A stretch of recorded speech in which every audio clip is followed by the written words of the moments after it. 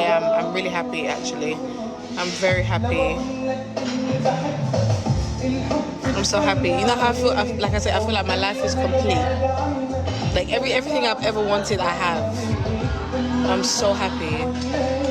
Don't let me get emotional. When I think about my little one, I want to cry. I'm so happy. Sometimes I feel like you pray, and then you get what you want, and it's like, wow. Sometimes, because I kept saying to God, yeah, it's like I feel like I want a purpose. Like, you know when you feel like, oh, I do this because of I do this because, like, oh, no, I need to make sure I make it in life because of, now I have a reason. No, I need to push because of, do you get it? Like, oh, my love, oh, my little one, oh, so cute. Oh. When I think, I get so happy. So cute. So cute. I have so much to live for.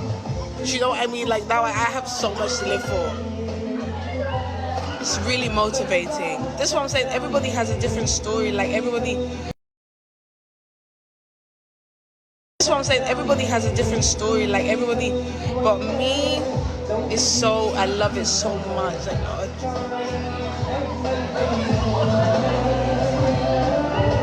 like when I'm smiling, this is genuine love. Like I've never experienced like a love like that before. Like you don't know until you have it. Oh, so it's like, oh, I'm so in love. Thank you.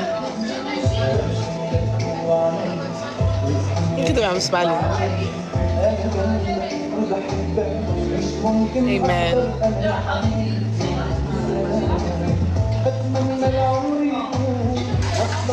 I'm so happy, guys. Thank you. Thank you. You're looking for the person.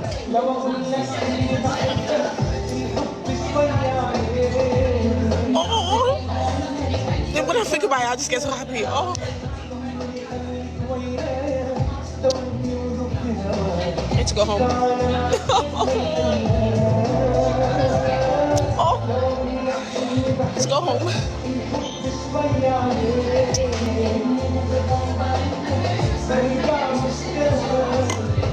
Oh. My heart. Have you seen me this happy before? No, never. Never in your life.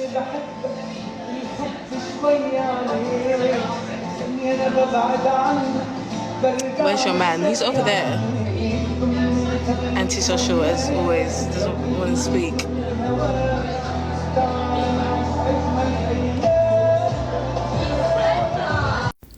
Vous-même regardez la capture d'écran ici là.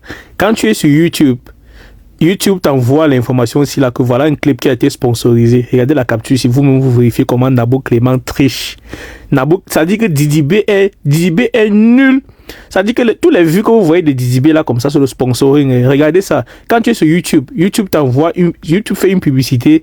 Ça dit que YouTube fait la publicité, ça te montre la musique de Didi B.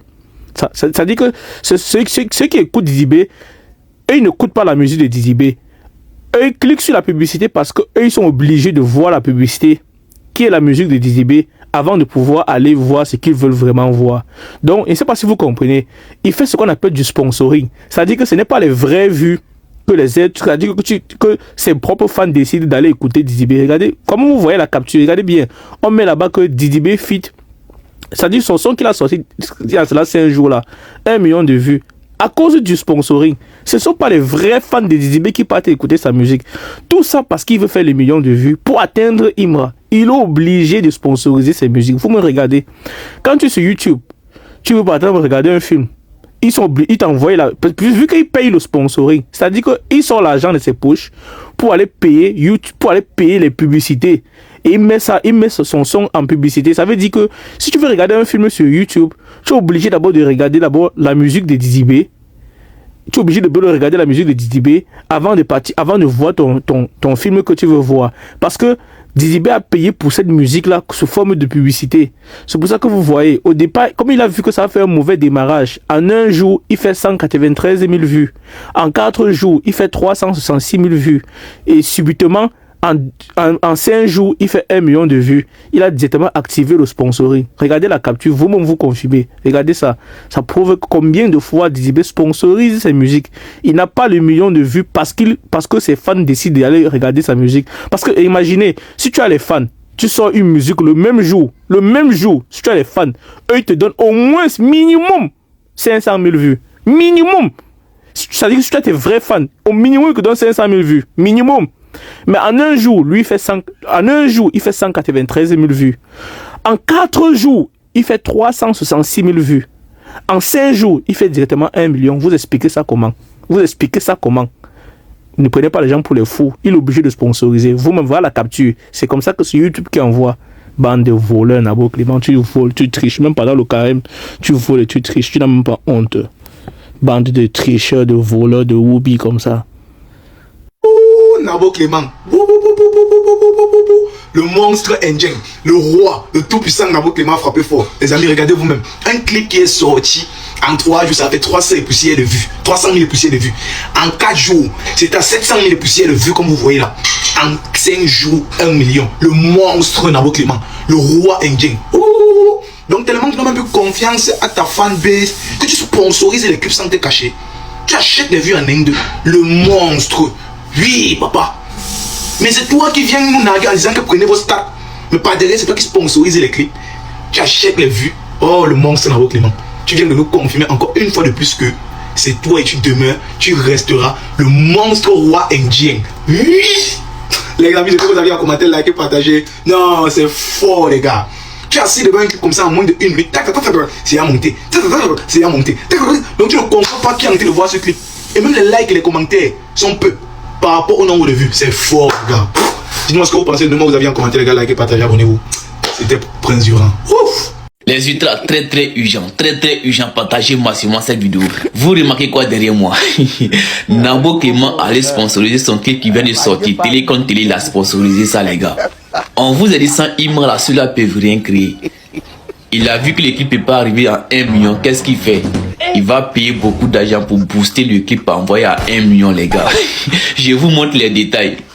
Comme vous le voyez ici encore, à un jour, le clip a fait 193 000 vues.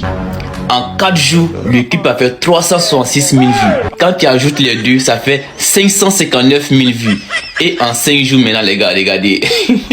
Ça sert à quoi pour avoir des fans qui ne font rien, qui sont là seulement pour profiter de ta visibilité? Regardez ce qu'ils ont écrit en bas. Robot contre robot. Vous laissez votre artiste aller payer beaucoup d'argent pour booster son clip, les gars. La conspi, vous n'avez pas honte. Vous n'avez pas honte. Vous laissez Didibé dépenser beaucoup d'argent comme ça. Et ça, vous voulez prendre 10 dollars français. Vous voulez un single d'or snap. Et ça là. Donc, on vous a dit, quand tu mets dans robot, tu peux avoir un snap en France, quoi. C'est ce qu'on vous a dit. Ouais, les gars, non, c'est là. Ils n'ont pas honte, hein. Tes fans là ne font rien. Ça dit, tu es obligé de payer beaucoup d'argent pour booster ton clip. Ouais, la conspi, je tire mon chapeau pour vous. Bonjour à tous et à toutes, je fais cette vidéo rapide pour revenir sur un point. Alors, je pense qu'hier ou avant-hier, Imra répondait à un internaute qui cherchait à savoir quand est-ce que Imra sortirait une diss track. Alors, à cette question-là, pardon, Imra a donné comme réponse le fait que désormais, aucune diss track ne sortirait à l'encontre d'un artiste qui n'a pas de certification SNEP. Premièrement, des premières réactions ont été, bon, bien entendu, de la part des haters de la concurrence, ça a été, wesh, depuis que tu détiens le snap, maintenant, tu penses que tu es arrivé, depuis que tu as ça, tu penses que maintenant, tous ceux qui sont ici, tu banalises, tu négliges tous les artistes ivoiriens. Bon, comme d'habitude, ça a été un déni, on appelle ça un déni de conscience et de compréhension, ils ne comprennent pas le français, ils ne comprennent pas ce qu'il a voulu dire par là. Premièrement, Imra fait valoir, comme je disais dans l'une de mes vidéos précédentes, son pouvoir et son autorité. Il a atteint un certain niveau. Honnêtement, il a atteint un certain niveau. Même vous-même aujourd'hui, là, quand vous avez un peu là, vous quittez votre quartier d'Abobo pour venir vers un gré. ou bien vous quittez Yopougon pour venir à la Riviera parce que vous avez un certain standing maintenant, vous avez de nouvelles responsabilités et vous fréquentez de nouvelles personnes. Ça, c'est humain, c'est comme ça que c'est.